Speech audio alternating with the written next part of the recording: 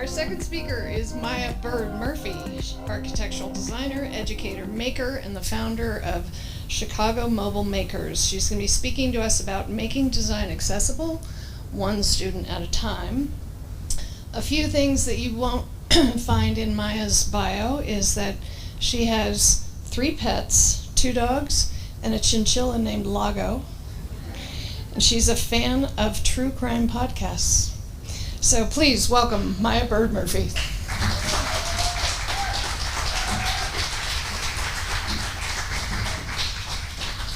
Oh, perfect. Thank you. Hello, everybody. How are we doing? I came to Portland at the best time, it seems like. Sorry, this is Bend. I came to Oregon at the best time. It's very rainy and very gloomy, but I'm excited to be here. I'm actually going to be hanging out in Portland for the next week, and so I'm really excited about that. But thank you for having me. I'm excited to be here. I'm going to tell you a little bit about my journey and the starting makers. And so I like to start at the very beginning. That's my upbringing. So I actually grew up in a place called Oak Park, Illinois. Maybe some of you have heard of it. It's where there are many, many, many Frank Lloyd Wright buildings. And so that was a really odd upbringing because everybody was always talking about architecture. We would very often see these tours happening around, and if I go back, these are actually Froebel blocks, which is something that I played with as a kid, and these were blocks that Frank Lloyd Wright was really inspired by. And so I think that's really weird to have played with these blocks and to have passed this building many, many, many times and seen people coming from all over the world to tour our town. It's funny because you become desensitized, kind of just seeing all of these great architectural works all the time. But this was a privilege, and it was a true privilege, and it was not normal to grow up in a place where architecture was always talked about. And so I like to say that I acquired architecture. I didn't really need to go anywhere to learn about it. Nobody special had to come to me and tell me what it was. I just knew, basically, from birth. And so even though I grew up with architecture all around me, I didn't necessarily know that I wanted to become an architect until later. So this is me in high school. I think I was a junior here. And I went to this 2-week sleepaway camp that had to do all about architecture, and it was really the first time I understood what that studio experience was like. And I actually ended up going to the school. This is Ball State. I believe my friend Lee is here, who also went to Ball State. She's back there, to give her a shout out. And so this is the first time that I really truly experienced what being an architecture student was like. But that came with a lot of good things, and it came with a lot of really challenging things. And that's because going to school, we were in Muncie, Indiana, so that was part of it. I came from this really diverse place, and then suddenly I had this kind of culture shock. Being in this place where I was in architecture, the class was mostly white, and that meant that I had to sometimes be in uncomfortable situations. We weren't necessarily talking about social issues in our classes. And so I started realizing that everything wasn't totally great, just in terms of the architecture field and in the built environment. And so as I started understanding more about architecture, I started looking around me and seeing a lot of inequities going on in the built environment. And so these are some examples: housing blocks, big blocks of affordable housing, places where people have to live next to highways or next to factories, and then also places where there's a lot more tearing down of buildings than building up. And so I started really looking around me and seeing all of these issues that had to do with architecture. And then once I graduated, and I'll add in that I graduated as the only African American student in the architecture class, and I thought that going back to Chicago was going to fix my problems. And I was like, oh, I'm gonna go back to this really diverse place. It's all gonna be cool and fine. And then I got back, and as you can see, these are the stats. And I think the biggest shocker is that only 0.4% of all licensed architects in the country are black women. And so I was clearly not seeing any black women. I mean, I don't think we had any black women come to our university. There was only one black professor. And then I came back to Chicago, started working, and was just constantly in situations where I was the only person of color in the room.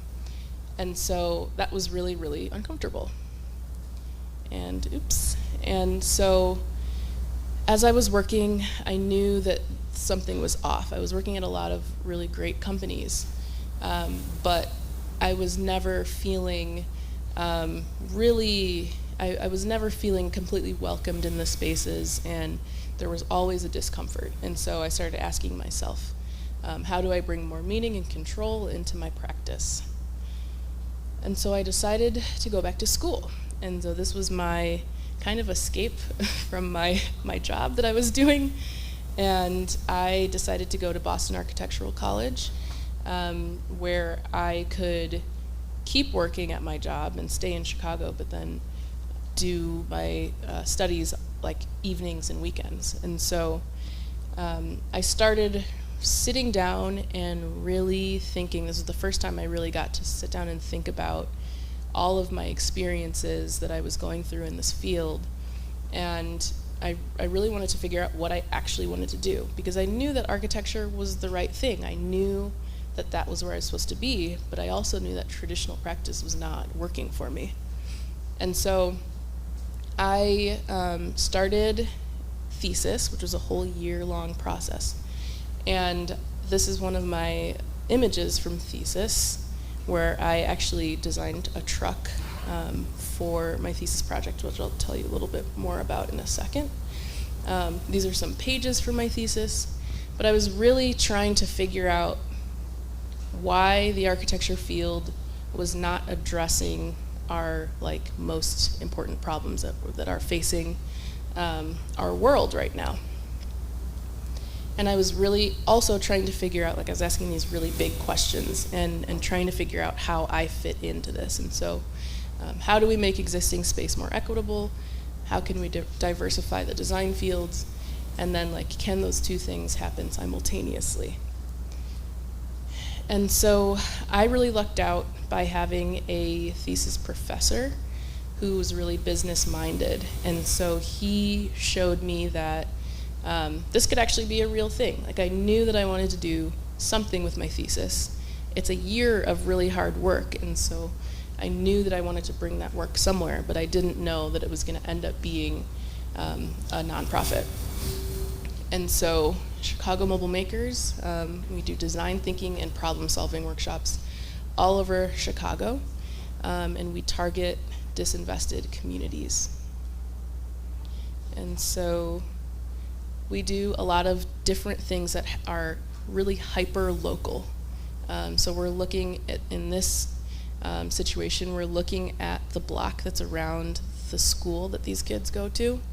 And so we do a lot of mapping and analysis to really understand what community assets already exist in these communities. And then we start looking at how to fill the holes. And so I like to bring kids out into their neighborhoods, and I think something that, unless you're trained to do, you don't necessarily look really hard at your surroundings when you're just walking around.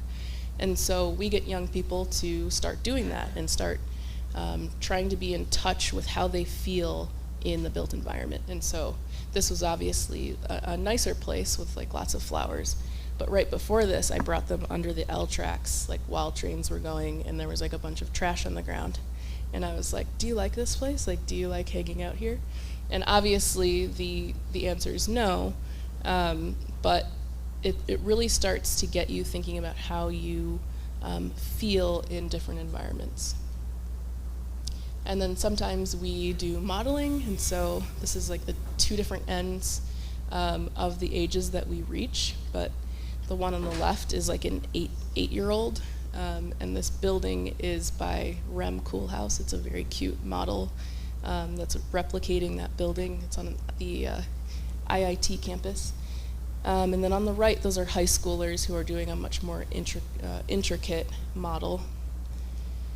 And then a huge part of these workshops is presenting your work. And so I don't think that we ask young people to really like synthesize and present their ideas that often. And so we're constantly asking them what their thoughts are and how they feel about things. And this is one of our final presentations where they're really getting to use their voices to talk about community change. And this is just a photo that shows that we were really busy in schools before the pandemic. And so we were doing like 90% of our workshops inside of schools. And then we had to stop. And I'll tell you a little bit more about what we're doing now instead.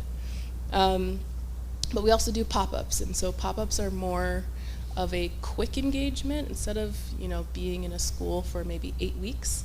Pop-ups are one day, and so we bring these really fun activities. This is one that we just did, I think last Saturday, where kids were building little cities. So we are here to support young people and ignite change. This was a really fun project, and we somehow had the perfect timing on this project, but you saw this photo before. This was my thesis project where I designed a truck, and the point of the truck was that we were going to make design really accessible to everyone. And so why ask people to come to us when we can come to them with all of the design tools we could possibly need? And so I like to look back at these images now, a few years later, to see like how close I was to thinking like what this was going to be. And so here's the actual truck. This is the day that we picked it up. This is my friend Danielle. And it was, honestly, this was the easiest part of this entire process, was buying the truck. I bought it like it was a used car. Who knew that this was going to be like the first vehicle that I owned? It's huge. And we very slowly, this is a USPS mail truck. We very slowly converted it, and so we gutted the whole inside. The picture on the left, you can see that we cut some holes in it. We used a lot of plywood. And started putting in cabinetry, and so it was a really long process, and we had to find the right people because we didn't know, most people that worked on this project had never done anything that had to do with trucks. They were mostly design people, and so it was really interesting to find the right team. But this is what it looks like now. We totally transformed it, and it's this mobile design studio that's really inspiring and colorful, and we bring it around to different communities. And so this is what we were busy with this summer because it's been really hard to do in-person workshops, and so we decided that we were just going to park the truck places, and we partnered with a bunch of different people and did these pop-ups. That's a little 3D printer in there.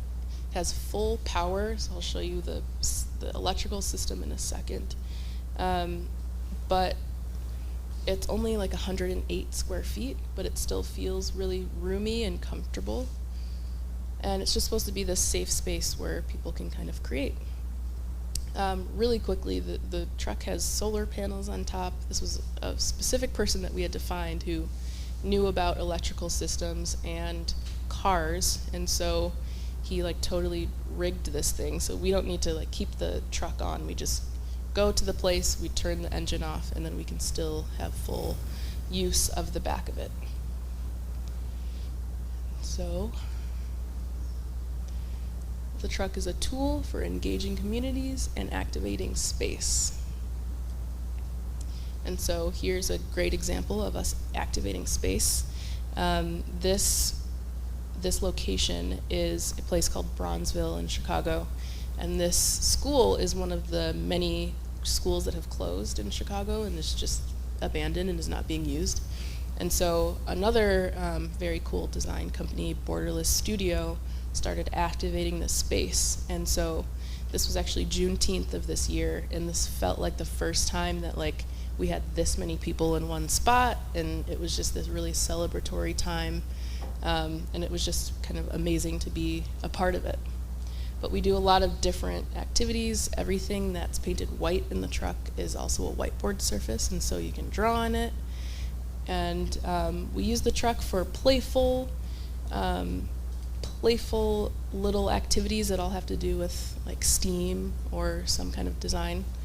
But then we also use the truck in more serious ways, which is that we are sometimes put on design teams where we're the community engagement consultant. And so the photo on the right is us actually gathering people's thoughts about this area that was going to be revitalized.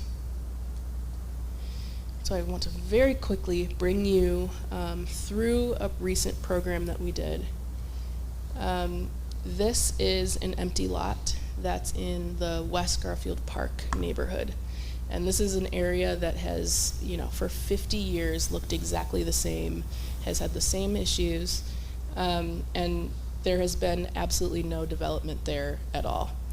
And so Studio Gang Architects and Golden Institute did this really long study where they were trying to figure out how to convert this empty lot into something that is actually like serving the community and is something that the community can be proud of. And they realized that they needed to have a youth component to this project. And so they brought us on to help them. And so we did this thing called Youth Design Leadership for Community Safety, or YDL, where we had up to 14 kids for 6 months talking about their community and how they could somehow positively influence it through design. And so we went through the entire design process, and they actually got these bags of merch, and they each got an iPad, which was amazing. We had the funding to do that. And so they used their iPads to design and think about alternate realities for these empty lots in their community. And so we brought them through the whole process. A huge part of it was trying to figure out what our final project was going to be. And usually, like those pictures that I showed you before, we stop at the model. Like, we do the design, they have proposals, and then they make a model, and that's about it. But this project, because we had support from the mayor's office and from all of the many city departments that we had to go through, these kids are actually going to see their work realized in this community. And so what they're designing is this large letter. Oh, this is what the roller, it's a roller rink now. So they did a lot of community engagement. And so this is that same empty lot that I showed you earlier. And so this is actually a phase 1 of the roller rink, and then next summer they're going to be opening like kind of a even better version of it. And the design that the kids made is going to be fabricated and installed there. And so all of these kids live in this area, and they're actually going to be able to walk by this piece that they designed. And I truly can't take any credit for the design of this. This is going to be like up to 10 feet tall. You're going to be able to walk through it. They thought about like how the light hits it. It was just a really amazing thing. It's going to be really amazing to see it in real life. And so where are we going? This is another one of those images from thesis that I like to just look back at. And at that time, I was thinking about scalability. Like where could we go from here if we just have one truck? We could have multiple trucks. We could also have a hub that like the truck parks there. That's kind of like the community hub that we could have. And really recently, we had a truck donated to us. This is Studio O+A, which probably you know of. They're in San Francisco. And they did a California trip with this truck and then decided that they weren't really using it anymore. And so they donated it to us. So we now have two trucks. And I'll tell you a little bit about our plans for the second truck. And then very recently, we are opening up that permanent hub. And so this is going to be in Humboldt Park. It's very exciting and very delayed. And so I keep saying fall 2021, whenever that is going to be. I think that it will be mid-November. But that keeps moving back. But I think probably mid-November is a safe estimate for when we'll be open there. And so the point of this hub is not that we're going to be less mobile. We're going to do all of our out-of-school programs here, and so being mobile is limited in a lot of ways, and so this will be where our community building comes in, where we're this safe and consistent presence for kids, especially after COVID. I mean, imagine being a teenager during this time. I'm sure it's just terrible. And so we want to be this place where they know that we're here and you can just come and you can hang out, you can do your homework. But then you can also come here and build like real tangible skills. And so we'll have it's going to be a maker space. So we'll have a wood shop, we'll have a fab lab, we'll have conference space, we'll have flex space, we'll probably do some cool events and have speakers. So this is just supposed to be this creative hub where kids can like really be their authentic selves. And so this will be the hub, but then we'll also continue to go out in the mobile maker space.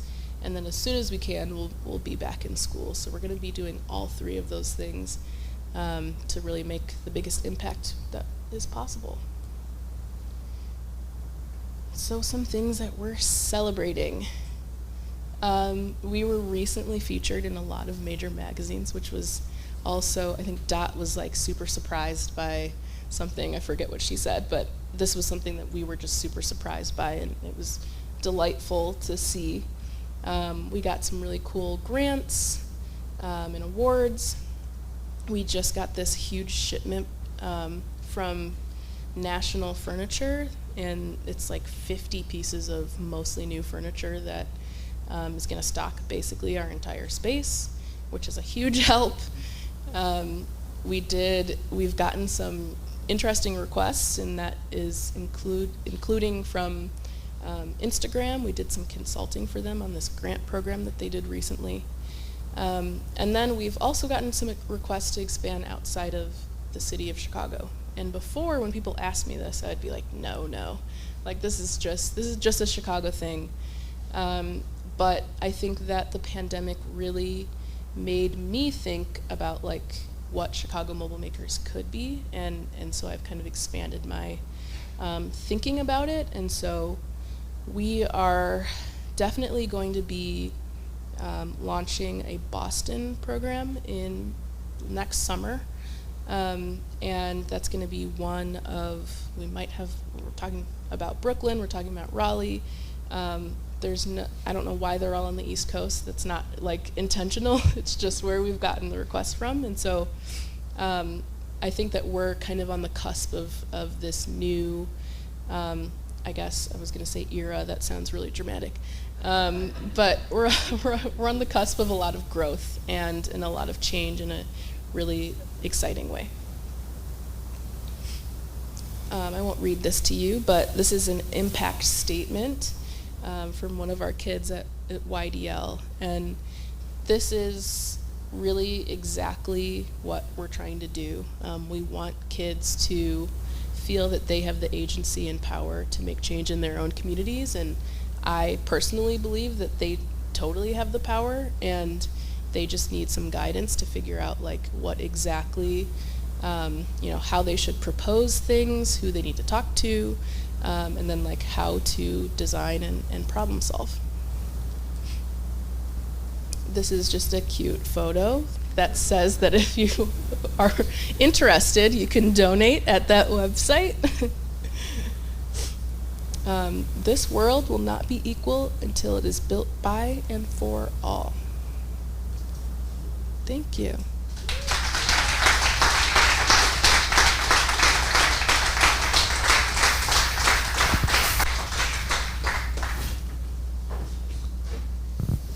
Thanks. Hi. How are you? Great. Good. So nice to see you again. Yeah, you too. We've been sitting in the back together, so we've been hanging out a bit. It's so cool what you're doing. I just love it. Can you tell me how you go about designing a workshop for Chicago mobile makers? Yeah, so I think it depends mostly on the venue. And so, like, if we're going to a school, we have to figure out, like, how many weeks is this going to be? What's the age limit? Or how old are the kids in the class? We usually serve kids that are, like, from 8 to 18. And so a lot of our workshops can be similar, but you definitely need to have different activities for different age ranges.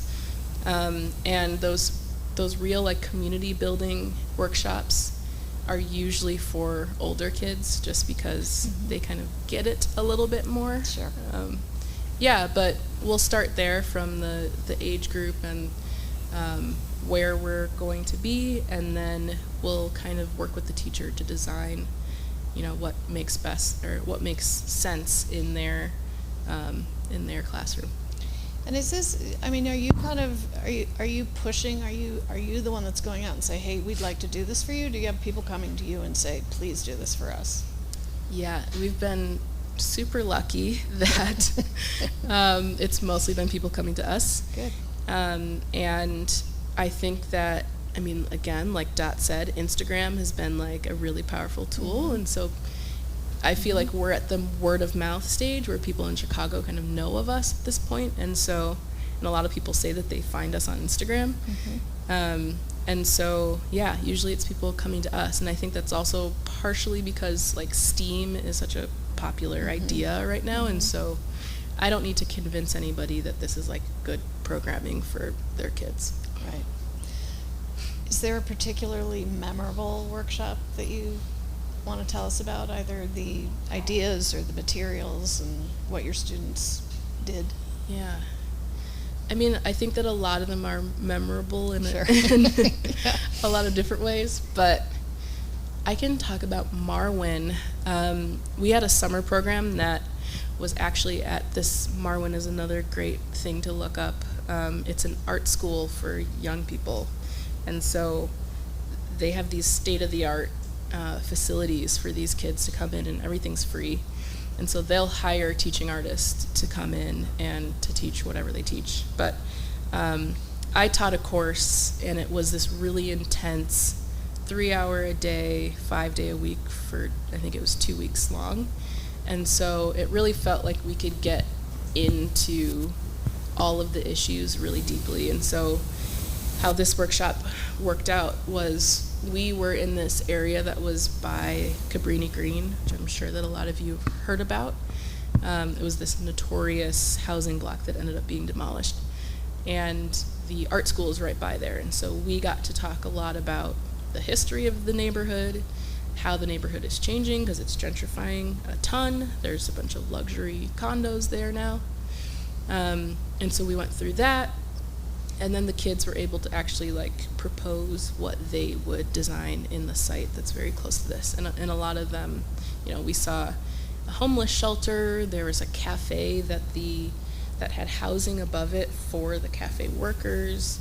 There was a museum that talked about like the past, present, and future of Cabrini Green in the area. And then it's just like, it's really fun to do final presentations and then hear like what you are hoping they're gonna say.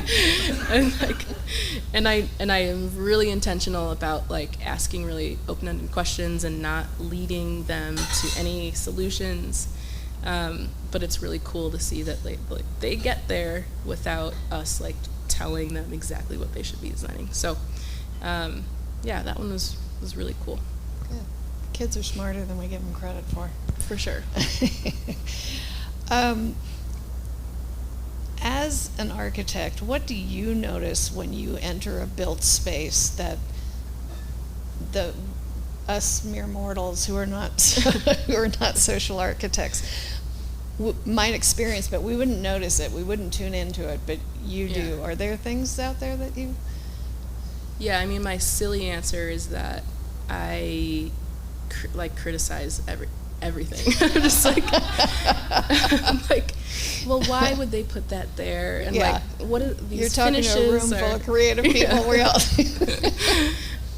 so that's part of my answer. But I think that if we talk about like social inequities, it's really not easy to notice some things that are done intentionally, and that's part of these programs, is to show kids that like design is intentional and this stuff is not just happening. Like, your neighborhood is next to a highway and cut off from everything else intentionally because they put that highway there to cut you off.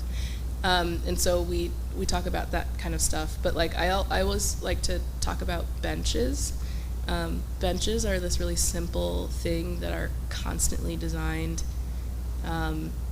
in like not equitable ways. I think there's a word for it. But for instance, like, you'll see the benches that specifically have like a partition or something in the middle so that people can't sleep on it. Or they're pokey, or they're uncomfortable. If you pay attention to benches more, you'll see the ways that they are telling you how to sit on that bench and telling you that this is not a place that you should stay for long. So I think that those are the types of things that I really notice a lot. Mm-hmm. That's, yeah, see, you'll never look at a bench the same again, will you? The past year and a half during this whole pandemic, it's really radically shifted the way we think about built spaces and how we use built spaces. Do you think this sort of new awareness and attention will change the way we create built spaces in the future? I think maybe, but at the same time, I think that we're going to try our best to go back to exactly what we were doing before.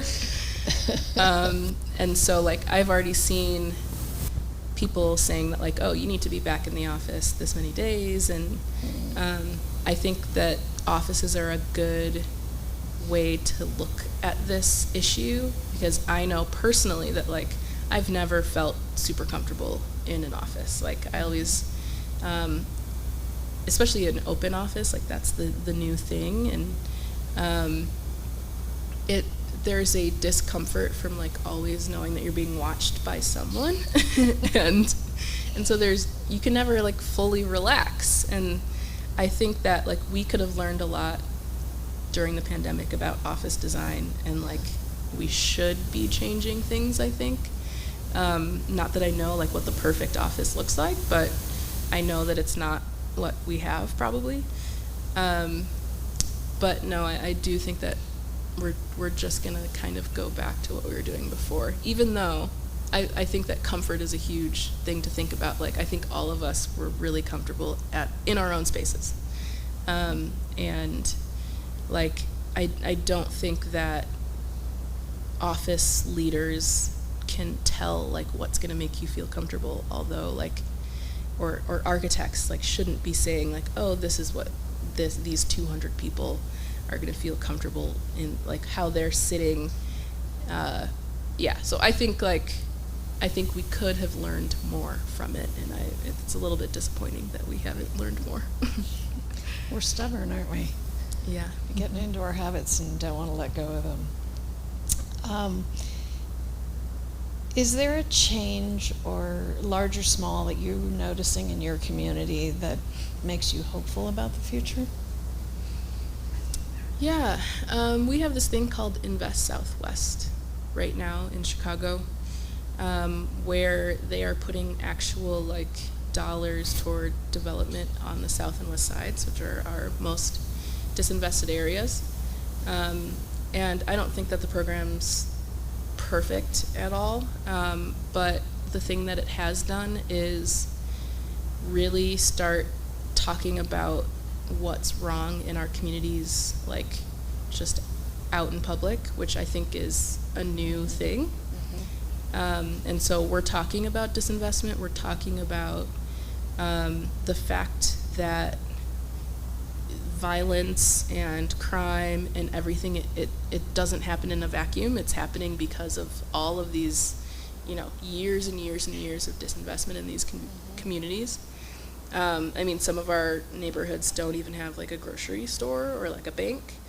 And I think this is the first time that the mayor's talking about it, and people are actually putting real dollars and support to these projects. So that makes me hopeful that this is kind of a catalyst, and hopefully it will continue, and hopefully we're not going to go back to just designing office buildings and luxury housing. Yeah, we need more glass towers. Maya, thank you so much. It's been a pleasure. Thank you for having me. All right.